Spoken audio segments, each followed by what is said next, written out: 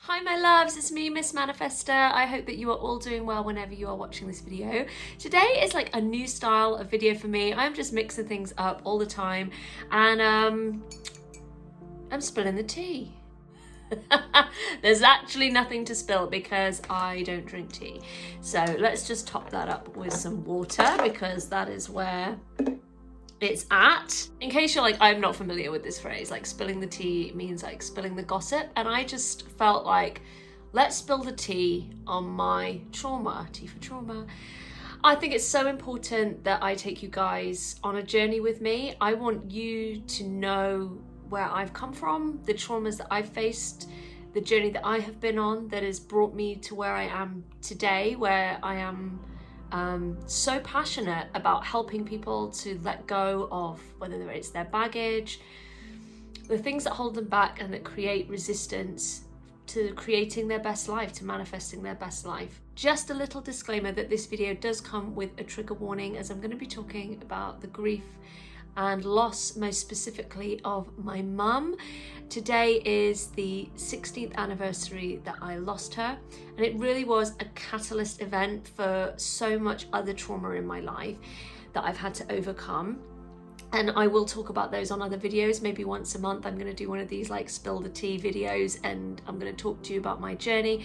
But because of that, at the end I am going to do a little intuitive grief tapping, just in case anybody's watched this and it brings up any feelings, because some of you may be going through something and it's very raw, but I hope that this is empowering. I'm also midway through the video going to be doing a My Heritage DNA kit, not sponsored. I got this for Christmas and I thought, you know what, I just feel like this is the perfect video to do it on, and I'm really excited about this. You guys can place your bets on what you think my heritage might be in the comments below, but we'll do that midway through as a kind of like, let's just, you know, break it up kind of thing.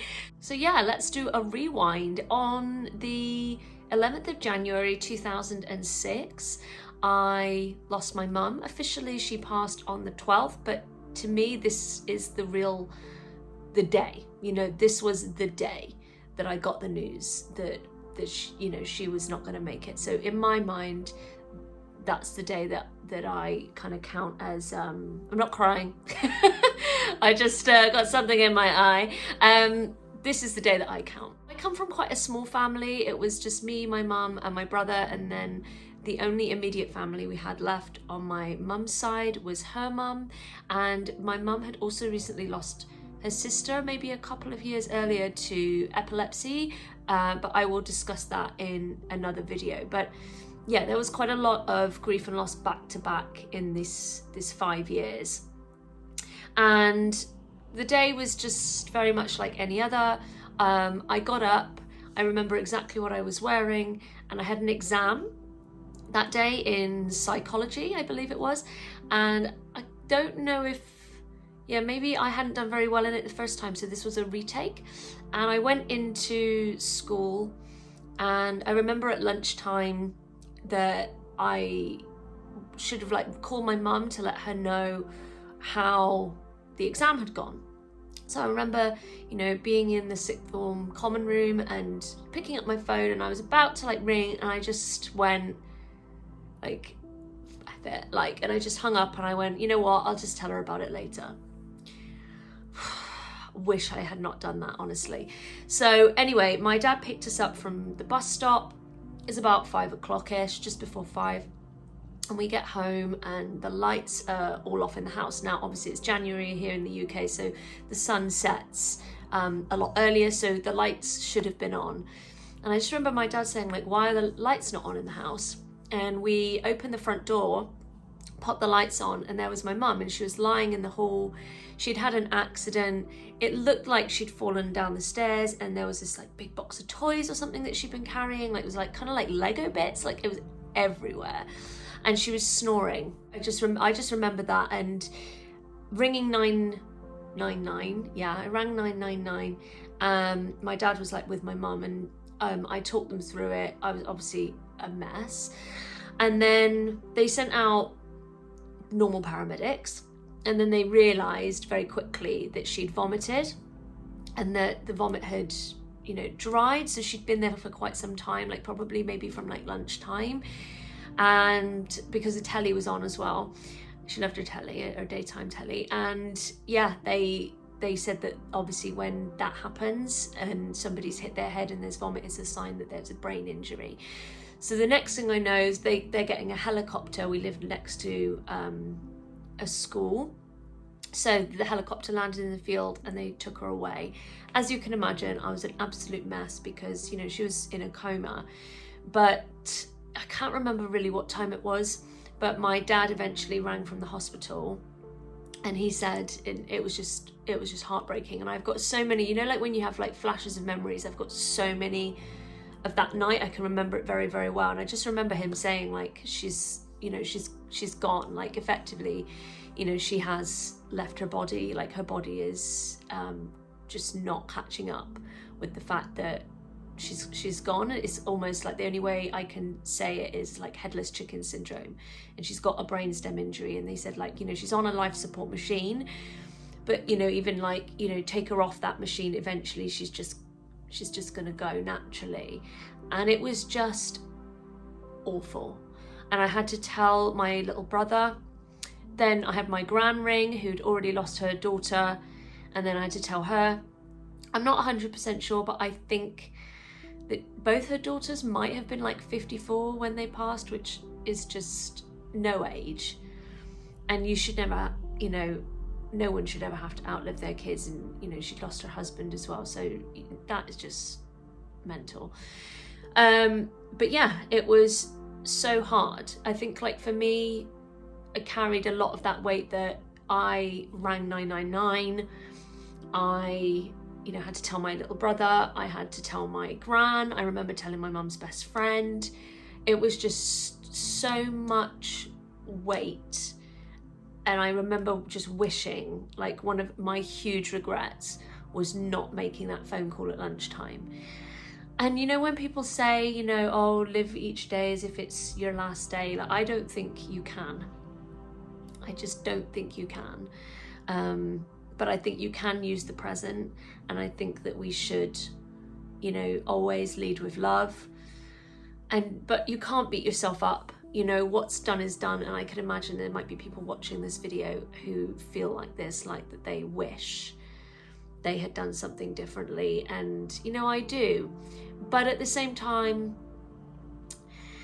it is what it is. That's one of my favorite expressions. It is what it is. And, you know, I know that my, you know, mum is, you know, at peace and that she's in heaven or whatever. And I'm okay with that, but I wasn't okay with it. You know, I really wasn't. And I remember, even like 4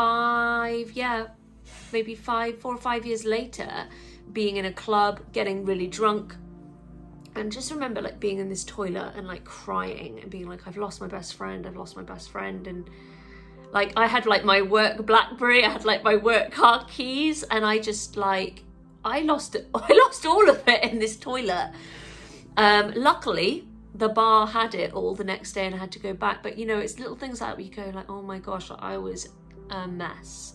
I was such a mess, and it really had a knock-on effect because I think it really just splintered like the relationship between my dad, my brother and me. Like my brother and I are actually very similar.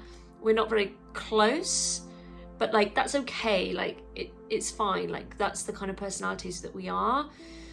But what it ended up doing was I felt very emotionally orphaned. That's, you know, really, really tough thing to say for me, but I felt like, you know, the relationship then between my dad and I got fractured for quite a while, I think, and I moved out, and yeah, just on my own. I was really on my own, and I think that I have definitely over the years like got this thing about me where I am extremely independent,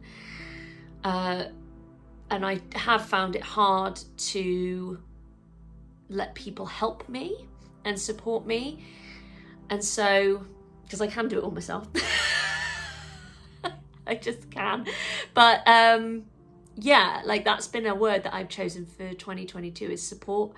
I want to allow more support. I want to delegate more. I want to let more people help me. and things like that. So yeah, like I would definitely say I ended up with an independence wound, sense of regrets. You know, and it was difficult as well because, you know, it didn't just kind of like settle down smoothly. Like there was an inquest, the police came, you know, they thought it was like there was some sort of foul play and little things like that, and it just, you know, just on top of everything else, it's horrible. And I wouldn't wish losing, well, this is the thing, we're all gonna lose somebody, you know, we're all gonna experience grief. Death is our certainty, you know, we are born and death is our certainty, and that's been a huge part of my healing, is to make peace with that at some point it's going to happen. I wish that everyone could just lose everyone in that very like lovely way of somebody has longevity, a long life, and then they go peacefully at the end, but that's not how it always goes. And whether you have to watch somebody, you know, endure an illness or you lose them suddenly, like both, you know, both are painful and horrible. But yeah, it was very difficult, and I feel it robbed me in some ways of elements of my 20s, because I wasn't able to enjoy my life, because I had so much healing, and all I really wanted was a family. And so I'm going to park that one there, because that's for my relationships video. What a video that is going to be. Yes, I just was desperate for family and crying out for love, really. I just really wanted to be loved. Today I feel completely at peace with how it was and how it went. I have done, not with another practitioner, I've done a lot of my own inner work, my reflection. I've done EFT myself, you know, on it. And I think just what gives me the greatest sense of peace about it is that I feel so loved, so supported, so connected to, you know, the divine, to source, that it's okay. Like I just feel at peace with it. But what I will say is, you know, I do cry. You know, when I was thinking about making this video this morning, I thought, yeah, I'm gonna be fine. And then I had some other thoughts on it, like when I was in the car and I could just feel myself, I was like, oh, there it is. Grief is just love. It's love reframed, and it's a love that is in your heart, that's alive, and it has no place to go.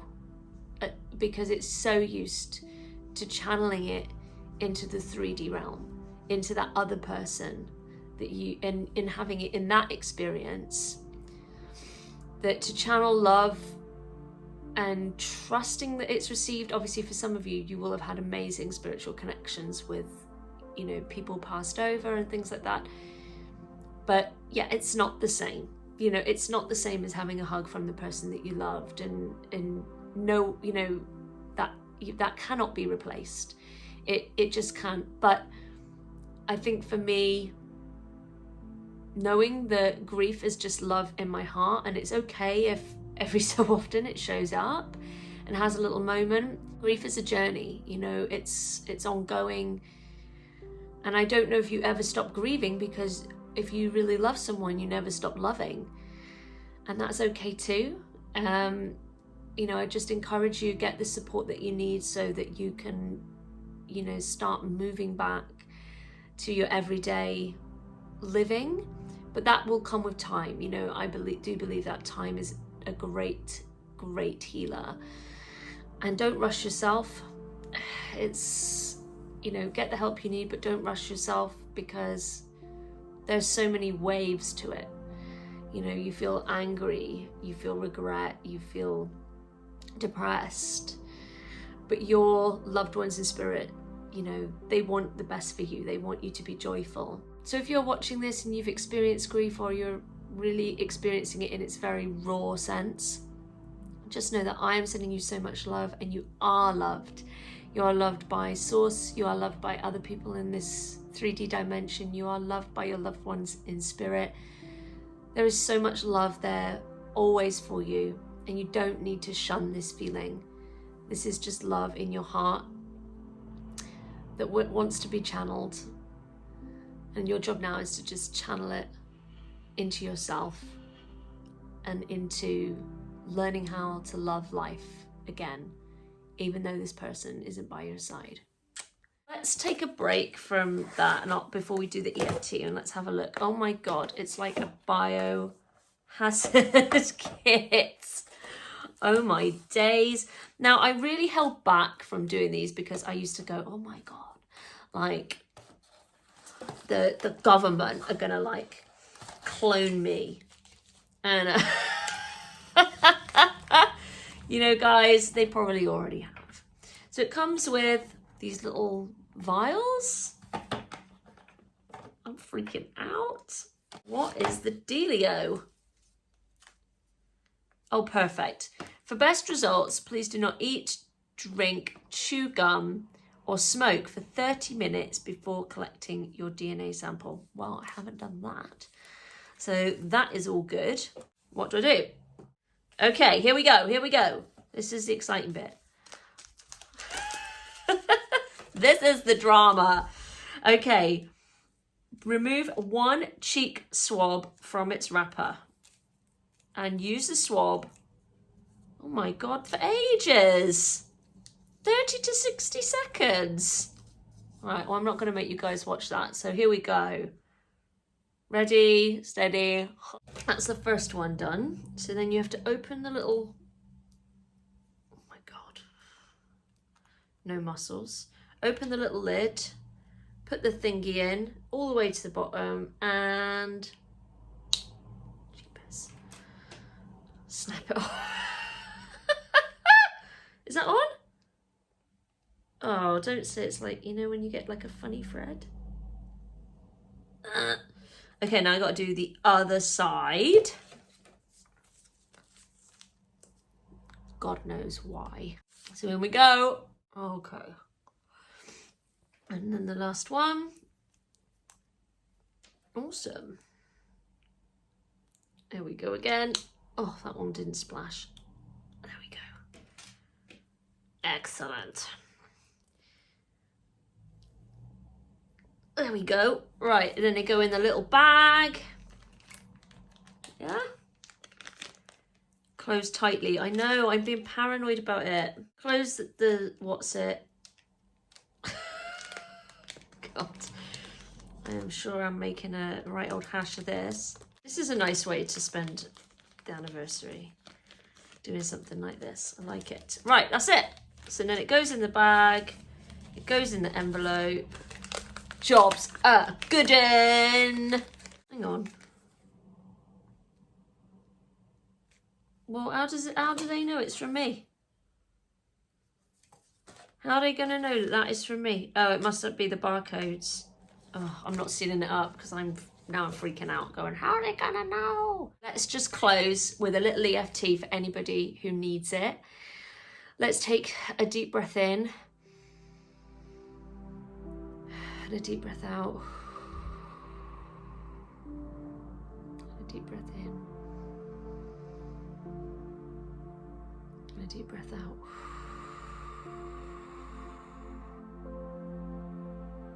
One more time. Inhale.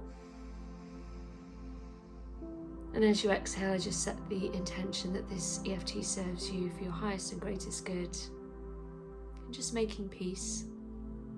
Making peace with what is. Knowing that you are loved. And that your loved ones, they know that. All is well. So let's start on the side of the hand, and we'll just go with, even though I've lost someone I really love, and I feel so much grief and so much sadness. Maybe I feel hopeless sometimes, and I don't know how to go on without them. I just don't know what life looks like without them. Despite all this, I am ready to love myself unconditionally. I'm keeping my eyes closed, guys, whilst I channel that through. I love them so much. They were so special to me. We had so many good times together. And now it's gone. And I can't get it back. I won't experience that again. The good times, the hugs. And that's so hard. I'd give anything to have them back. I may have regrets, things that I can't change. I'd give anything to say one last goodbye. But they hear me, and they know. They know how much I love them. They will always be with me. Always by my side. They wouldn't want me to feel sad. They want me to live my best life. They want me to carry on living and loving. They want me to be happy. And I want to be happy too. It's so sad, but grief is just love. My love doesn't know where to go, but it's still alive, alive in my heart. It always was, and it always will be. I will always love you. And that's all that matters. I'm ready to make peace with what has happened. I'm ready to know that death, however difficult, however sad, it's a part of being human. And it will come for us all. And that's okay. My job now